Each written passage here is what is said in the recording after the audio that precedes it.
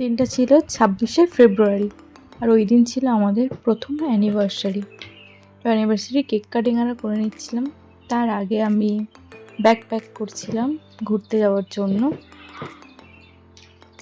তো আমরা ফ্যামিলির সবাই মিলেই যাচ্ছিলাম পুরী।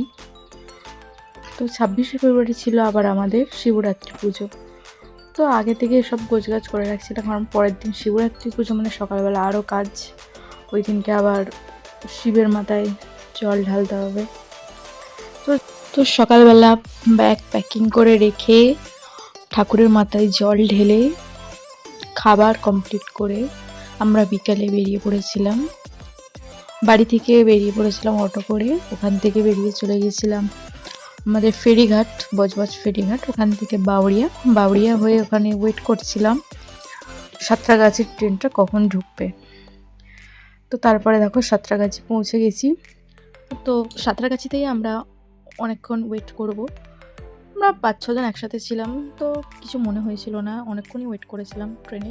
তারপরে ট্রেন 1 ঘন্টার মতো লেট ছিল। তো যখন ট্রেন লেট আসে তখন এইভাবে ভিডিও বানাতে বানাতে যেতেই পারি, কোনো চান্সই নেই ট্রেন চলে যাওয়ার, কোনো তাড়াহুড়ো নেই, আরামসে গিয়ে বসবো, ট্রেনের ওয়েট করবো। তো সবাই একসাথে ছিলাম, কিছু মনে হয়নি। তো ওখানে স্টেশনে বসে চা বিস্কিট খেয়ে একটু ঘোরাঘুরি করে সময়টা কাটিয়ে নিচ্ছিলাম। তার সঙ্গে এই পুচকেটা ছিল, পুচকেটা তো নেচে নেচে বেড়াচ্ছিল, স্টেশনে নাচ শুরু করে দিয়েছিল। তারপরে বললাম চল ভিডিও বানিয়ে দিই তোর একটু। বলছে না দিদিভাই ছাড়ো, মাথা ঘুরছে আমার।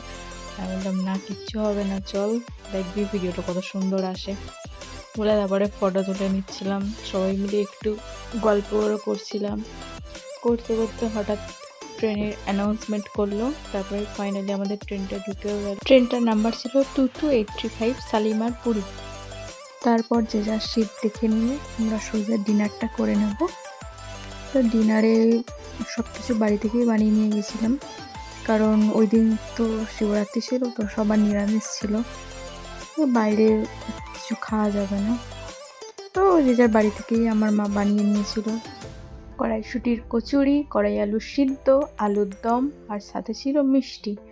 তো সেটা খেয়ে আমরা ট্রেনে সবাই ঘুমিয়ে পড়েছিলাম রাত্রিবেলা, আর সকালবেলা একদম পৌঁছে গেছিলাম পুরী। তো দেখা হচ্ছে নেক্সট ভিডিওতে।